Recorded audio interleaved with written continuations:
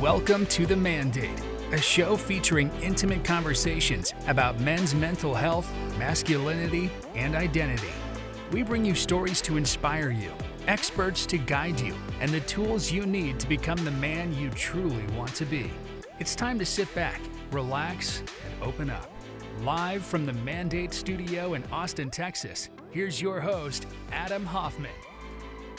My name is Adam Hoffman, and I had this crazy idea to start broadcasting these conversations that I was having with other people about men's mental health, our identity, masculinity, and some of these issues that are really surfacing right now that aren't necessarily new, but they're really finally coming to the forefront. And so these conversations and these guests like Donn are really designed to open up some of the things that men might be dealing with, talk through them, share stories, and then in the case of somebody like Donn, who is an associate therapist, can actually give us some of the kind of science and tips and tools behind what's going on. So with that, I'd like to welcome my first guest here, Donn Bradley, who is an associate family and marriage therapist.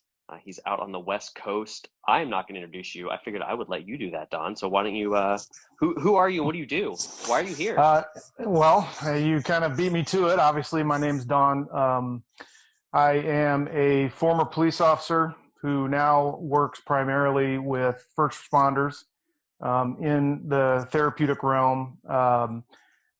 And now that, I started out in Oregon, moved out to Oklahoma, did that child of divorce, went through that whole process, and was kind of floundering around and figured out when I was going to school that, I kind of figured that I would, I'd been told I was an old soul for years and years and years. So I kind of followed through with that because I found that I was able to connect with people, ended up going to school for psychology and, had a little bit of an existential crisis in college about not wanting to basically sit and listen to people's problems all day, ironically enough. And then decided that I wanted to become a police officer because I didn't want to die in a cubicle. Went through that whole process and, had the whole, you're a man, you don't cry stuff really, really ground in from my time in Oklahoma. And then when I became a police officer, obviously it was one of those situations where you got to see that man stigma thing really, really locked in.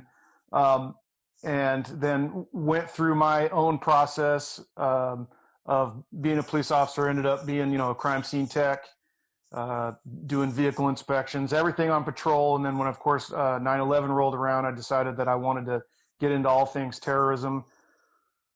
Became a terrorism liaison officer, did a bunch of training towards that, specifically, and funny enough, with, advanced interview and interrogation and being able to read people's body language and their facial gestures for when they're telling a lie. So it actually, I'm not intimidated at all right now. No, not at all. Well, that's all right. When I look at you, you notice I'm just looking down. I'm like, I just don't want to catch anything. I don't want to catch anything. No. Because I won't be able to not say something if it ends up coming up. So, but went through my own, saw the worst that the world has to offer, just like the rest of these guys and gals that are doing this job, and come to find out, that we've all been suffering, and I had my own process, got injured, was really, got involved in, drugs and alcohol and stuff like that, and just really didn't, had a really bad time because I wasn't, processing my own stuff and I didn't have good resources, and, got in trouble and basically ended up separating from the department, realized that I just got, chewed up by a pretty bad process, taking responsibility for my own actions, of course. There's nothing, no other way to do that, but I realized that there were, it just pains my heart to think that there were all these other people that were silently suffering right alongside me that we could have, that I could have sort of bonded with and did not. Then when I got out and I kind of realized, kind of figured out, had that other existential crisis where I wanted to figure out what I was going to do for the rest of my life, the light bulb went off.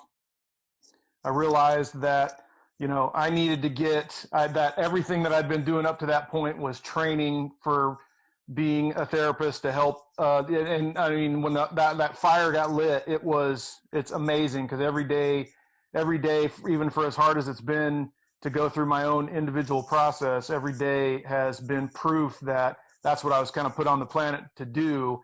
And now when I look around and I see the pain in the world, and especially in first responders and all the sacrifices that those people make, it hurts my heart to not, it makes me want to try to do things more for what's happening there. And the most unique part about my situation is that, coming from where I was raised, and there was, obviously a lot of sexism, a lot of racism, a lot of homophobia, a lot of stuff like that. It was kind of built into the area. But then to come to law enforcement, where it's men don't cry, we're the protectors, we protect, and we don't ask for help and all that kind of stuff. And going through that process to go from, ostensibly a more conservative position all the way to the profession of therapy, which is, I don't think anybody would argue that it has a tendency to be a little bit more liberal in its bend, which, nothing wrong with that, of course, but it was having to cross that entire spectrum and be the exact opposite of what I'd been sort of used to. And what I found now is that even though this is what I was supposed to do, it's actually a very lonely position, because I was kind of vilified during school because of what I represented, obviously. And because, I'm a white male representing law enforcement, it's kind of the hot topic right now, So to be the outcast in that society, and then be, to have former colleagues know that I'm a therapist, which is a sort of off limits in their world, it put me in this very unusual type of very isolated position but it allows me to liaise between both sides and kind of represent both, to be in a good spot. It's a good and bad spot. It's bittersweet, obviously. But that brings us to today, where that fire that I talked about, wanting to be more about, being out there and trying to help on a larger scale, because, I work primarily with first responders now. And then, I have another practice in Walnut Creek as well. And it's what I've found is that we're drinking from a fire hose here. It's amazing the amount, the demand for services and the demand for people who can sort of fill that spot and really connect with people is far exceeds what's happening right now. It's absolutely unbelievable. I mean, it's kind of getting ahead of us. So something you said in the first session was, or in the first time you spoke was, if you have the capability, you have the responsibility. And I don't feel like it's never been something where I'm like, oh, I want to make sure I get my name out there. In fact, if I could put up a character and cover my face, I wouldn't want to have anything to do with that. Ultimately, it's about helping the people and making sure that we're getting out there and addressing the problem, because it's getting too far ahead of us. So. Yeah. Wow. Well, I appreciate you being so open about your story. Like you and I talked ahead of time, there's so much here that we want to get into. I think you're going to be a recurring guest on this show, which I'm very, very excited about. Because there's a lot to unpack here. So I think for this first one, I'd love to kind of open you up more, and then we'll come to some of these topics. We'll start to scratch them, or at least open them up a little bit. So the first thing that I was curious about was you opened up your story talking about being a child of divorce. Like, what my parents separated when I was an adult. What was that like for you, and what kind of impact did that have on you? Well, it was actually, we didn't really know what was going on, because I have a twin brother, and we were the youngest in the family. And at the time we were probably 5 years old when that whole thing went down, and it was surprise vacation that we had no idea we weren't coming back from, and wondered where all our toys went, wondered where all the stuff went. And then when we got there, it wasn't like we had this, this moment where we went, oh my gosh, we're not, what's happening now? Why does, mom hate dad so much, like that type of thing. And it was, I won't even say it was sort of confusing, but we don't have anything to compare it to. It's like, what's happening right now? Just define life so that we can kind of make sense of it. Right. But we never really got that. So. Got it. And how old were you when it happened? We were 6, I believe. Oh, you're pretty young. Okay. Yeah. Very young. Got it. And I mean, like, was that from a like man masculinity standpoint? Was it just kind of like, hey, it happened, get over it, deal with it? Or well, there wasn't like we got to sit down and say, how do you guys feel about this? How are you? There was never any of that stuff. Was that because we were Baal, or was it because we were so young that we may not have understood that concept? That's something that, I can't ask my mom because she's passed already, but it's one of those things where you go, that's a mystery that that I have to be okay with not having the answer to ultimately. Yeah. In your work with, adult men now and what you do, is that like an area that people are kind of shy to talk about or don't want to talk about and avoid? Or do you find that people are willing to explore it? What does that look like in your practice? You know what? It really, one of the most important things in the profession as a whole that I've noticed is that there's this, you have to connect. It's not like you can be the expert in the room, come in there with this plan and everything, and person's just going to automatically, vibe with it. The simple fact is, and this has always been my belief, is that you have to let the other person be the expert in the room, but you have to be able to convince them that you are a genuine, trustworthy person. And that is a lot harder than it sounds, because a lot of, cops are inherently, they're very suspicious.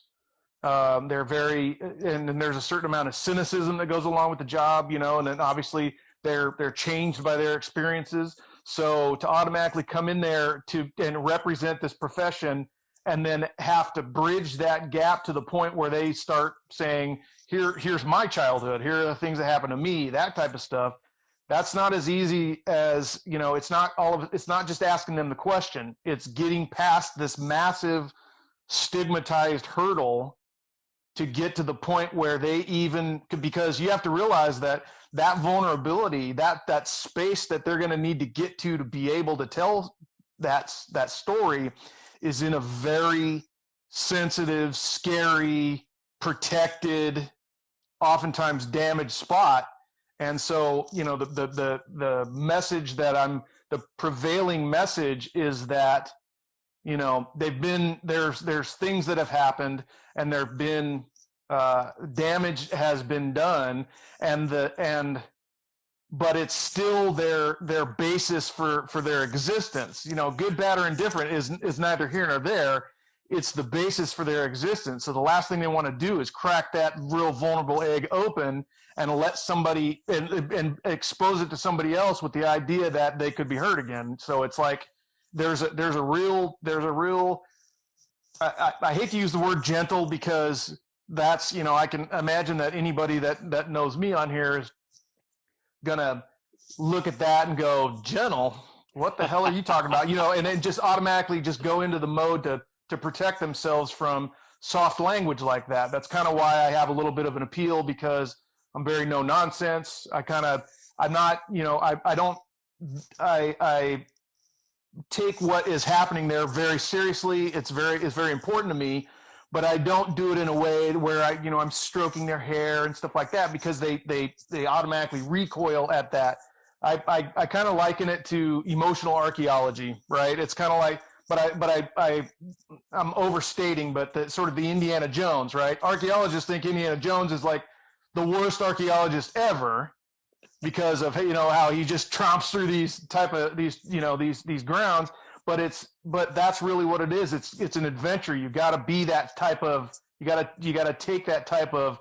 Oh, I'm I'm right alongside you, but then gently find that little opening that'll be able to allow you to be metaphorically close enough for them to, you know, to give up what, you know, the thorn in their paw or the thorn in their brain. So Yeah, that's fair. I mean, it's such a. I was talking about this with my wife Corey this past weekend in a totally different context, but just how the you have to meet people where they're at, and you got to match the message to who they are and what they're willing to hear at that moment in time. And yeah, if you've got somebody in front of you, or you know, even myself when I'm sitting there, like, you know, there are certain approaches that are going to work with me and certain ones that aren't, especially when we're talking about getting into like really hard, deep, vulnerable stuff, which of course, you know isn't always easy. So you once again brought up a lot of good stuff that I want to get into, but the thing I want to talk about stigma a little bit. And so you went through some stress, some anxiety. I'll let you describe exactly what it was for you,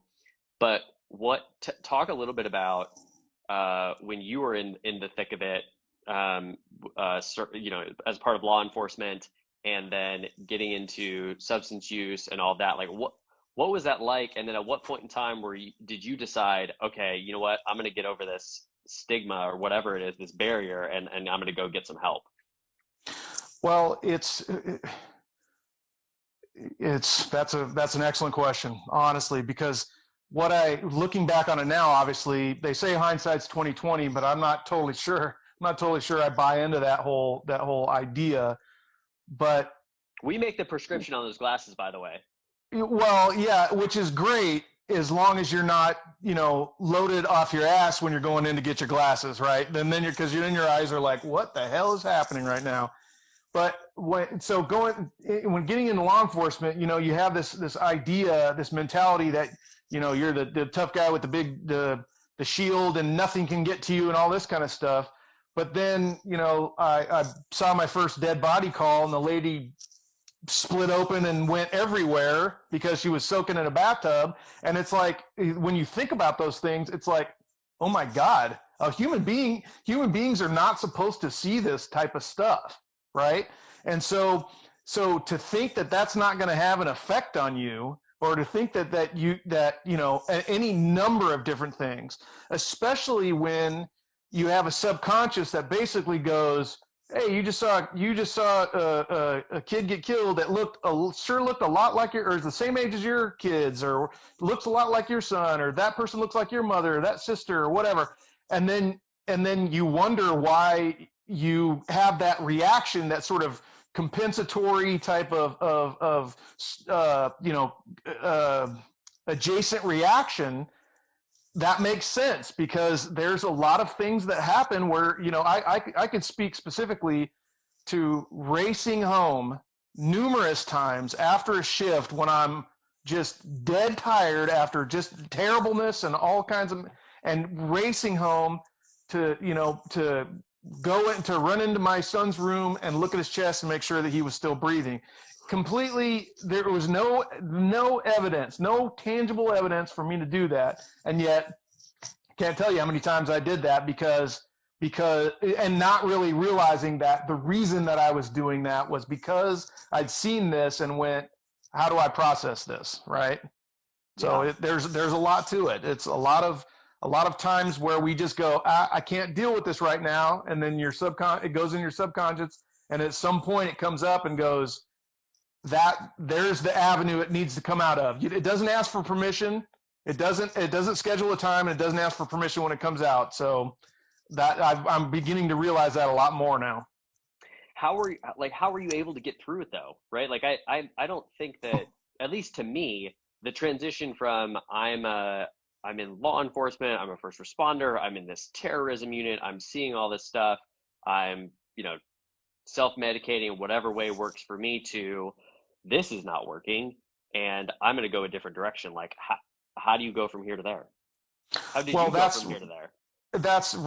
I wouldn't say that I actually really did a good job of that at the time, because it's hard to be the outcast, and because the outcast was the person seeking mental health, with all the stigma surrounding it, and that idea that you think you were going to lose your job, or that they were going to take your gun away if you ended up, or that there was something wrong with you. right? If you sought help, there was something wrong with you. There was that idea that you were shamed if you did that. So it was and ironically, since I was already, I already had a background in psychology, and I understood about, mental health and had a pretty deep understanding about that. So to have that resource just right there and not be able to reach it because it was so off limits, I felt that there was a big sense of shame. Obviously, I didn't necessarily have a resource. I wanted to be able to use my wife as a resource, but it was difficult because to come home and tell her those stories, I couldn't lay that at her feet, and she got to the point where she couldn't take the stories anymore, and that's understandable considering that all I'm doing is giving her this litany of these terrible things that I've done, and she's being vicariously traumatized through all this stuff. After a while, I just didn't do it, and so that's when you start drinking to excess, and I started specifically when I got injured, I started taking pills. I was smoking weed. I was doing all kinds of bad things. And it was and I was taking it out on my family. I mean, and that was the bad part about it, is my relationship suffered unnecessarily because it was my, like I said, I got to take responsibility for that. It's my fault, but it was because of the stigma that basically gave me this idea that I couldn't go out and reach out for help. And then when I did reach out for help, it was like specifically, my wife and I would deal with our relationship problems, but the relationship problems were as a direct result of the stuff that I wasn't myself dealing with. Yeah. I mean, it certainly, I imagine it takes a lot to say that and to get to that point. And that is probably the journey that you're on with a lot of the folks that you work with on a regular basis. What's fascinating to me is this intersection between you said the S word, right? You talked about shame, and that's a big word that doesn't come out very often, but I think is one of those emotions that probably more people are feeling than they're willing to admit. And Absolutely. when you get this shame cycle, right, which is like I dealing with all these terrible things, I feel bad that I can't deal with it. And then that combines with the other I don't know, characteristic or value that men have of like, I need to be strong. I need to protect the people around me. And so, well, I guess I just need to hold this inside, but now I feel bad that I can't deal with it, but I have to hold it inside. And next thing you know, that you're in that vortex.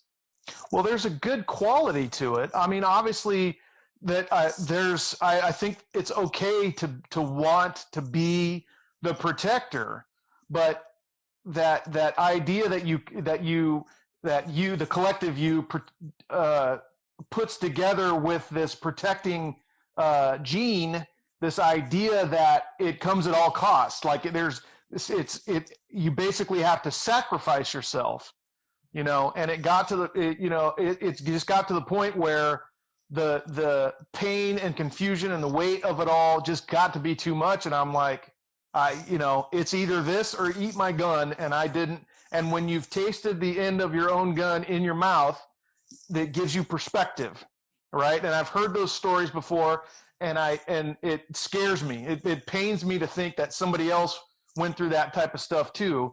But I can distinctly remember, the sight hitting the back of my teeth as I'm pulling it back out, thinking to myself, there's got to be a better way. There has to be a better way.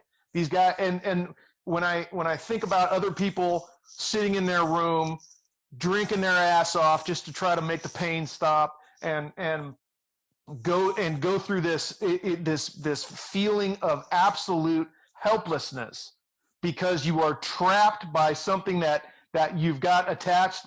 Because the shame-based stuff is this idea that you're a bad person, right? And that's the thing, is good people do bad things, right? That's what guilt is about. But when good people think they're bad people, they end up becoming bad people because they just go, well, I'm a bad person anyway. I might as well drink. I might as well cheat on my wife. I might as well do this. And all that stuff actually happens. And then, of course, they just go, well, just fulfilling the prophecy. And it's like, oh, my God, what a toxic, what a very I hate to use the word toxic, too, but very toxic mentality.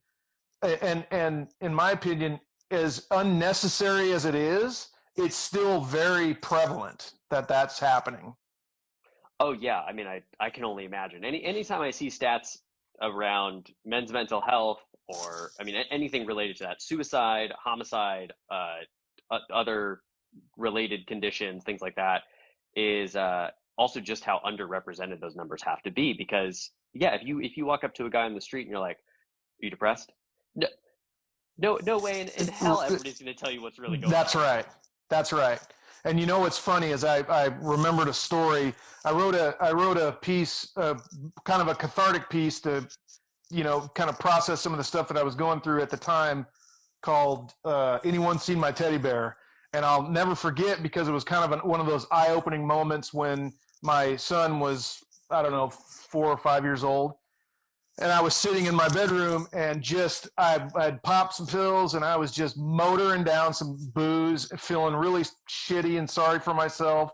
And I remember my son comes in, he just kind of plops down on my lap. God love the kid. I mean, he absolutely changed my life.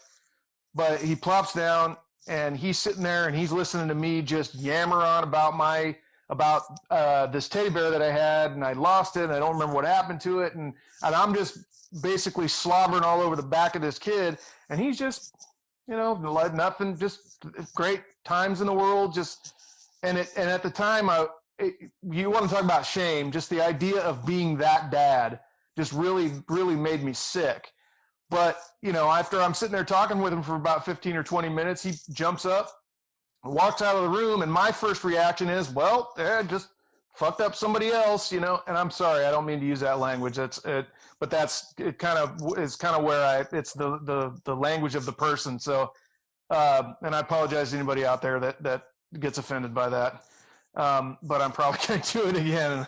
So, but he bebops out of the room, and I'm just feeling sorry for myself, thinking, oh great, I'm gonna ruin him, and just oh shucks type of way. About 2 minutes later, he comes to the door. I can see him off in the distance there. And he comes to the door and he's got his head down, and I see he's got something. He's hiding something behind his back. And he bolted right over to me, and I realized that he's crying. And I was like, "Hey, buddy, what's up?" And he takes it, puts it right in my lap, and it's his teddy bear. And so I was like, I felt I was both moved and shamed at the same time, because I couldn't believe that at 4 years old he had heard everything that I said. He was completely moved. He felt the pain that his dad was feeling right then, and he wanted to give me his prized possession so that I would feel better. And it took a while for me to kind of forgive myself to the point where I could actually start changing and start seeking out the help that I need, because at the time I was just like, what have I done, right? Why am I doing this to myself? Why am I doing this to him? And it's that, thing you talked about, the can't drink from an empty cup. I got to realize that in order to be better to him, I've got to be better to myself. Better for him, better for myself, and do that process. But it took a while of, some pretty brutal introspection to realize that, that there's a process that I hadn't even begun to go through. So it took a while. Yeah, there's this commonality in so many of these stories. Also, by the way, like so much of what you just shared was, I felt it, man. And I just appreciate your openness here. But where I was going with that was that it's so many of these stories there are these like progressive wounds that happen, if you will, that injure us, frankly. And a lot of times, like we don't really notice it until we're probably just bleeding out from everywhere, and then we have to start trying to medicate, patch it up, take care of ourselves in ways that aren't generally healthy right off the bat, until there is some moment that is that like wake up call to say, oh wow, yeah, no, this actually isn't working at all, and I really have to pay attention to this and go and take it very, very seriously. And that teddy bear moment, yeah, wow, that is just special. Yeah, it was one of those where I was like, and because when I first saw the face of my son, it blew me away. I'm like, oh my God, I cannot believe how beautiful, is that whole idea of learning how to love, and realizing that you would do anything to be able to take care of these kids. My daughter, oh my God, she's unbelievable, and so much like me, it's ridiculous, but it's that epiphany that because a lot of what happens is these guys are slowly killing themselves, right? They'll kill themselves with stress, they'll kill themselves with some other thing, and it's slowly digging that grave for them to trip and fall into one day. But it's that epiphany you have where you kind of shake up and look at the reality that is existing right there, and you go, I got to change, otherwise I'm going to die. And I think putting a gun in your mouth is probably one of those impactful moments. Oh God, yeah. That line that you had about feeling the metal against the back of your teeth was just, whew. Yeah, that's one of those things that I can't come close to fathoming what that's like, and I'm sorry you had to feel that. It was, what, and I don't feel sorry for the moment, because I think that there's an opportunity to take out of even the most horrible of circumstances something good to take with you, and not have to necessarily wear it like an albatross around your neck all the time. And don't get me wrong, I look at that, and the lesson that I learn is I don't want anybody else that has ever done that job, or any person at all, to ever feel like that's the way out, because there's this, because life is just too valuable. I mean, if you look at it and go, oh my God, if you just see how special you actually are, and realize and try to find try to find that where your space is, and the where your value is. And I don't know, did you talk about Ikigai yesterday by any chance? Do you know what Ikigai is? Oh yeah, I interviewed a pre-interview Yes. guy earlier this week on it. Right. So it's a lot of the reason that people feel so hopeless isn't because they don't have that value. It's because they've never been taught how to look for that value, and how to basically, give them the people the skills and the that connection to be able to go, the world needs you. You just need to find what that world needs, and what your value is, and what you're passionate about, and realize that you get to be passionate, right? You don't, just because you're here and you don't think that you have anything there, you do have a passion. You just haven't looked for it yet. And so it's this, it pains me to think that there's somebody out there that goes, the road is so narrow that this is the only path I'm going to take. And I go, and every person I've ever come in contact with, I'm like, you ever need to talk to me, you reach out to me, because the thought of another person, because when I hear about all these, military and first responder suicides, it hurts my heart. It really does, because I would talk to anybody that would reach out to me in that regard, and give them whatever type of perspective and support that they need to be able to not go down that road, because I understand what you're being hampered by, and it really, every time I see one of those, it makes me sad. It really does. Well, I feel like we should use this as a PSA to anybody who might be watching, or now live, or a recording in the future. If any of this feels too close to home, and you might, or you are in the middle of feeling this way right now, Donn, should people reach out to you? Is there like a hotline that people should call? Yes, you absolutely can reach out to me. There also is the suicide prevention hotline, but I'm sorry I don't have that with me right now. I didn't know if we were gonna broach that particular subject, but I'll make it available to you for posting on this thread, so that we can, that people can have that type of support. But aside from that, please, I encourage you to reach out to me because, I get it. I get, you have to understand that there are people out there that they don't have to know you to know that your life is valuable and that they care for you and that they want to see you reach that potential that you have. Obviously I know I don't mean to make it sound almost dismissive, but because it really is, there is something out there for you to do. There is a place for you to be. Yes, I could not agree more. And yeah, we won't go deep on that this time because I think it deserves its own talk and probably space and maybe even a little bit of disclaimer for folks that it might be triggering on. So let's go back to when you're talking about guilt and shame and that feeling of hopelessness. Do you have any tips, tools, techniques that you could recommend for people to try out to kind of, stop that cycle, if you will?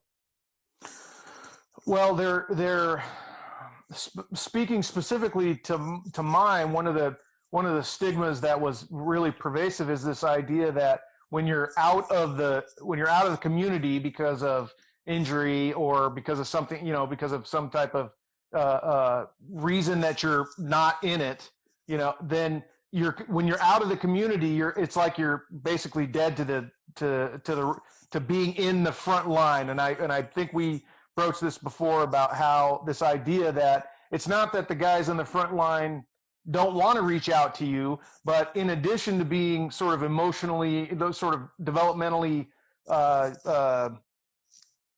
stunted. I don't want to say, I don't want to, you know what I'm talking about. I'm trying to, they're not exactly the people that have all the necessary emotional skills, but they've got a job to do and they're in that job doing that job. So to go off the front line, to engage in a practice that is completely foreign to them, I now realize, I didn't at the time because it felt like I was abandoned and all this kind of stuff. And it wasn't, and I realize now that that's not the case. It's that there's two reasons why they're not doing that. They're doing the job and they it's not like they get a class taught to them that says, I wonder how my buddy is doing having sat at home for the last 6 months, right? It's not like they go, because they probably know what they're going to get whenever they talk to that person. I'm lonely, I haven't talked to anybody, and that makes them recoil in horror like the Wicked Witch getting water thrown on them. It's like, ooh, that doesn't feel good. So I get that now. At the time, it hurt a lot because I was just like, what the hell? I thought these people were my friends and all this kind of stuff.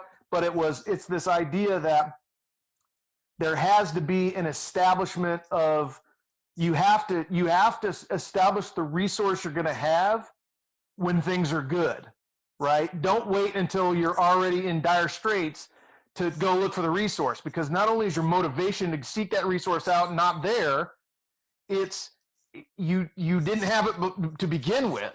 So it's doubly worse to be able to reach that resource. But so you do it, you establish it as a normal part of your healthy life. That way, when things are affected and you have an incident where that resource is required, the avenue has already been established. Does that make sense? Yeah, definitely. It's like, I think everybody who's probably going to listen to this would agree that they're heads down on work. Maybe they're parents and they're at home. They're trying to do the kids thing. Like your life is full. Where the heck are you gonna find time to do this kind of work? But if you can make space for it, do it while things are, level or good or, whatever, so that if you do get to, a point of crisis or you're starting to spiral or whatever you want to call it, that you've got those techniques there. I think that it's hard sometimes to know, like, am I really doing okay right now? How are things going? Doing that sort of check-in with yourself to be able to say, should I be spending more time on this? Like, do you have any, I don't know, tips for a good way to check in to see, like, am I really doing okay or not? Well, and it goes right to what we're talking about, right? Because if you have that resource established already, and that resource is the person or the entity that you bounce that question off of, right? Because ultimately, So in this case, you're using resource as a person, as opposed as a good friend or somebody, okay. right? So ultimately, the thing that, when I say resource specifically, it's not just a friend that you've known for all of your life. It's that idea that you need to realize exactly what a relationship consists of, because oftentimes what happens is we set up these relationships with the idea that we take this particular role.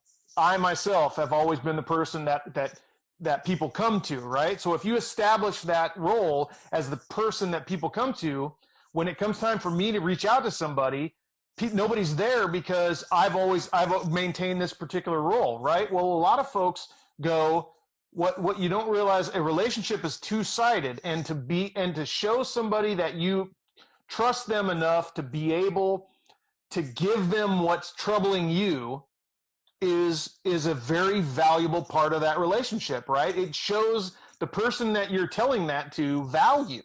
So it's establishing a relationship where you have both agreed that when I have problems, I'm going to reach out to you. When you have problems, you're going to reach out to me. And not only do I reach out to you because that's the role you've established, but I feel comfortable enough to be able to accept whatever it is that you're throwing back my way, right? It's playing catch and making sure both gloves are up, right? You can throw it all you want and do all that kind of stuff, but if that glove's not up to catch it and you catch one in the teeth, you're like, what the hell just happened, right? And that's what happens is a lot of folks, this is so lopsided that when they do start to come out and go, you know what, I know I've always been in that role, but I need somebody to listen to me on this side, they go, what's happening here? This has never happened before, right? Because nobody ever talked about it. They just assume that the role that has always been played is the role that will always be played. And then when you find that your load gets too heavy or you need to pour some stuff out, people go, I don't know, you're scaring me right now, like that type of thing. But it's about feeling comfortable enough to be able to change the roles up and say, you've got enough value in my life for me to give this to you, right? And be able to exchange that back and forth. You're not going to do it a lot. You'll change, but just knowing that they are valuable enough to be able to accept what you're giving them at the time, it takes vulnerability on both sides. Yeah, wow. That's something I've literally never thought about. That's my aha boom moment of this session is like, I've got a bunch of friends that I'll talk to about it, but we've never explicitly sat down and had a conversation that's like, hey, you're my go-to and I'm your go-to for when this stuff comes up. And yeah, we can, we'll still be friends and we can talk about the normal, friend stuff, but I want you to know, like, I want you to be there for me and I will be there for you. I don't think that's like a normal thing for people. How do you have that conversation with a? Well, that's the problem, is that people don't have that conversation. And it comes up a lot in the couples sessions that I have, is that this idea that you never have these conversations, and then all of a sudden you go, well, why are we having problems now? It's because we never talked about it when the times were good. And it's that establishment of that resource when things are perfect to go, it's a contingency plan, basically, right? To be able to go, when things are, this is who I am. And the only way you're going to know who you are is to find out who you are. And then when you tell that other person, that relationship that you want to have, this is who I am. This is my, my structure. You tell me yours. We're both listening. We both pay attention. And then when it comes time to sort of tax that situation, you've already established the roles. There's no surprises. It's not like somebody's going to go, why the hell are you so mad? It's that sort of being able to understand that when things are out of context to what you've normally been established to, you've got a space in there to be able to go, okay, I know it's not me. So I know that there's a little bit more space to be able to go, hey, you know what, since we talked about this and we've established that when these exchanges happen, I'm going to come to you and say, hey, is there something wrong? As opposed to going, what a bastard. I can't believe that they did that, and everybody always assumes that it's them that's causing this or that somebody's lashing out at. And it's 99 times out of 100, it's never the other person. They're just basically, they've got this thing that they haven't dealt with in themselves that they never talked about. And then all of a sudden they find this opening to take the anger or the sadness or whatever out on it, and they just goes bam right at you. Yeah. Well, so okay, so let's role play real quick. So if you're calling me up and you're telling me that I'm gonna be your resource and you will be my resource. What do you say to me? I'd say, who are you? What type of person are you?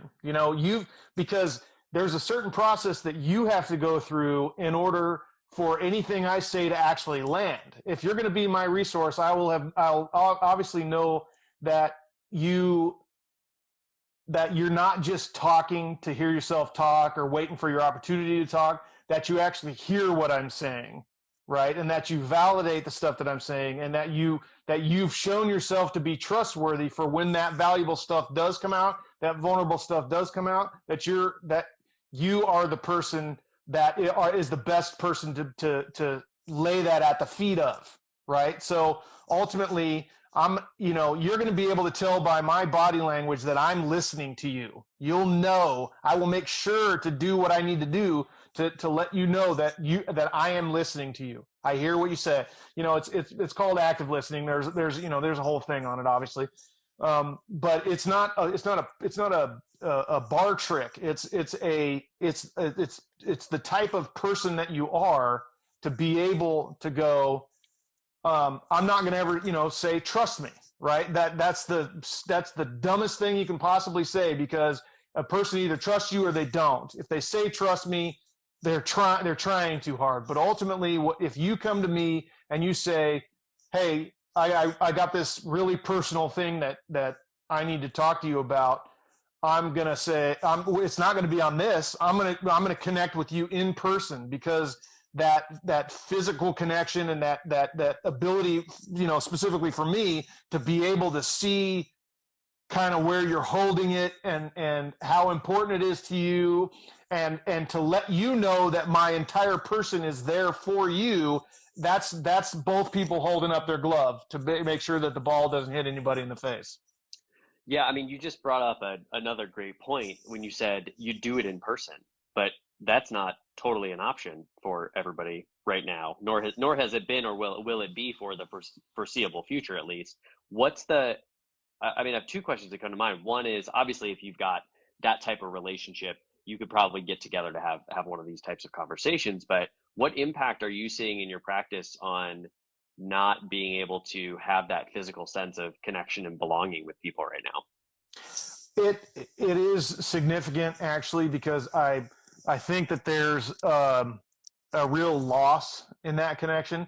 But to acknowledge the deficits, the spots where a person said, like for me, I tell people that I talk with that the loss of that really affects me, and it's because of how much it meant to me and that type of stuff. So it's that willingness to show that vulnerability in that one spot, and that deficit, and how much I really want to try and be still as connected as possible, that there's going to be that sort of loss. It's made up for by my willingness and my vulnerability to say, hey, this aspect meant a lot to me, but I want you to know that you're getting everything from me. And it actually, sometimes, especially in this clientele, it actually sort of empowers them, because they get this sense of not necessarily being, me sort of going,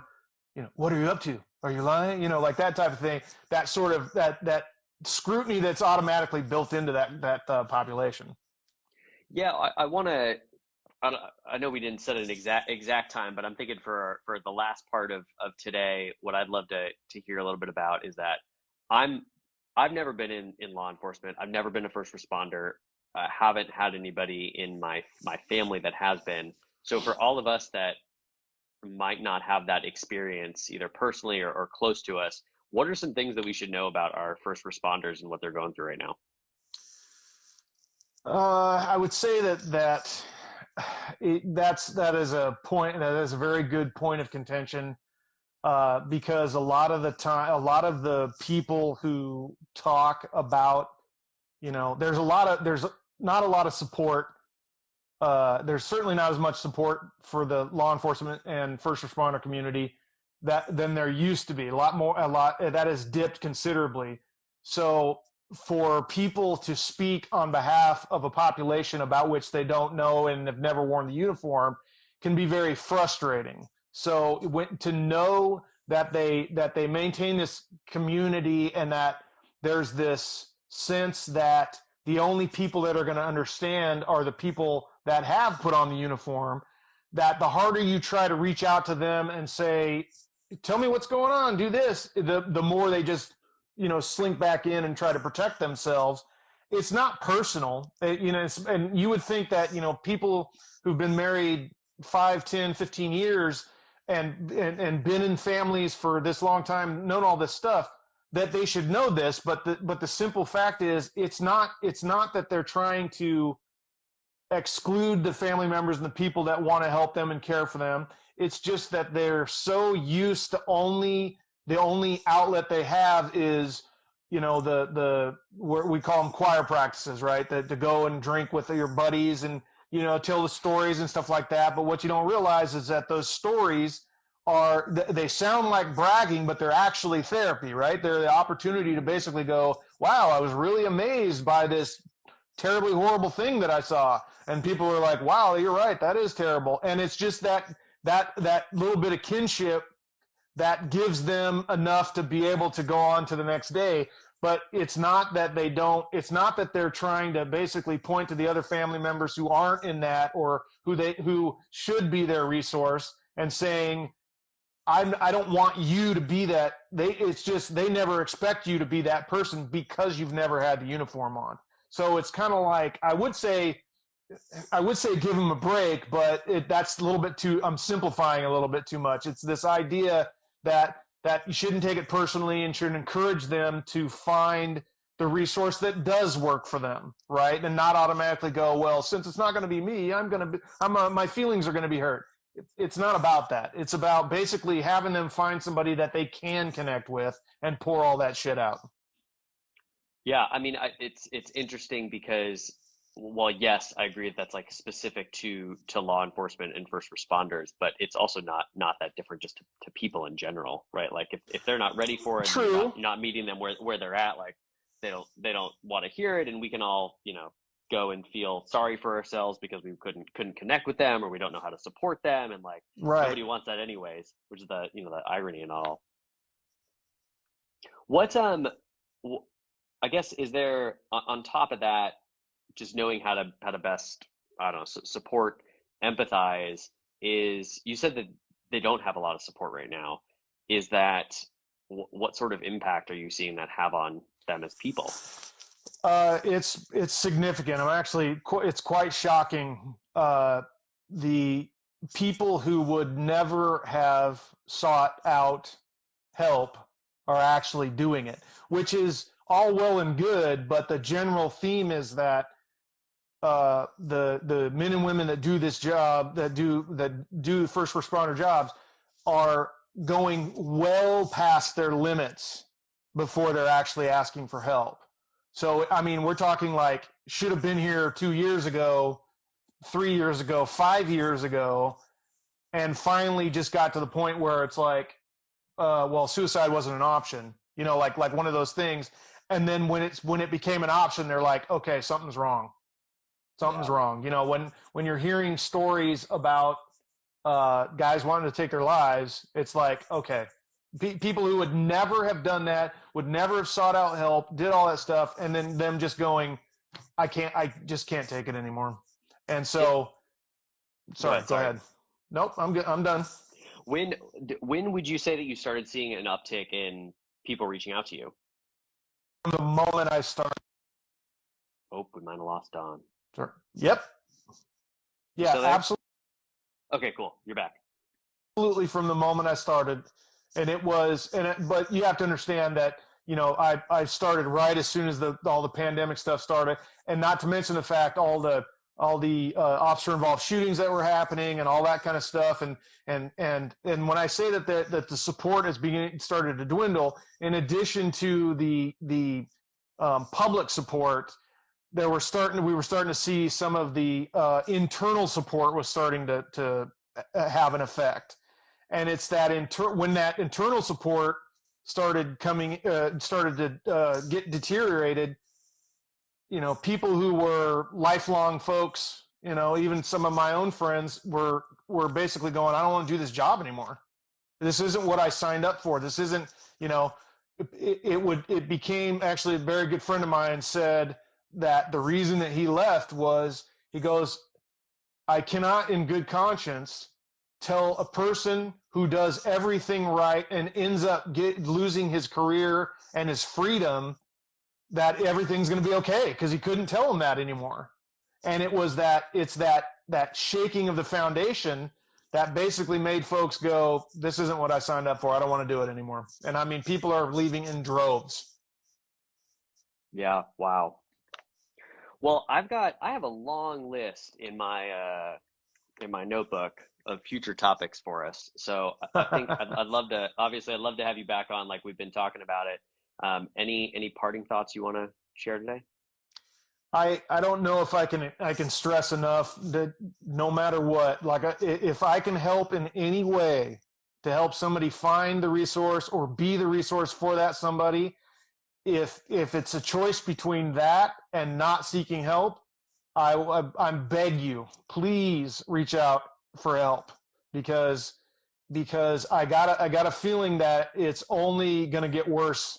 And I hate to be the naysayer, but there's a certain amount of reality that I've always brought to, not only my therapy, but just life in general, where you just have to be brave enough to say, that's it. Because ultimately, and one of the other things too, I actually wanted to say was, a lot of the people that I talk with, I want to try to reach them in a way that makes them a resource for somebody else, because the problem's so big, because we're not going to be able to do all this alone. I want them to come out and reach out to me so that I can, recruit them for the team, as it were. So I love that. And it makes me think of I don't know if this is a saying, but I feel like I've heard it somewhere, is like, it's okay to not be okay. Totally. And then, yeah, if you can acknowledge that, reach out to somebody like Donn, maybe connect with a friend and try out I call it the wellness buddy kind of move. Is like, hey, let's commit to being vulnerable together and sharing this stuff. Here's what I need. What do you need? Let's figure that out.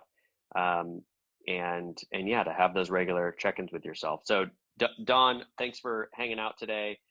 Thanks for having me. If y'all join late, this is Donn Bradley. He's an associate marriage and family therapist out in the Bay Area, but he is here for anybody who needs it. So we've got a long list of stuff that either Donn's going to come back and talk about, or somebody else who's just as awesome as Donn's going to come hang out and talk about. We'll get into kind of the tough guy mentality I wrote down. We'll talk about active listening. We've got somebody coming on to talk about divorce and what that looks like, ending relationships, and what goes through that. We'll talk about suffering in silence and why that's such a big problem for men. We'll talk about forgiveness. I think that would be a really, really good and interesting one, which means we definitely have to talk about guilt and shame along the way. So an endless list of topics that we will be coming to you live on. This is my personal Instagram, obviously.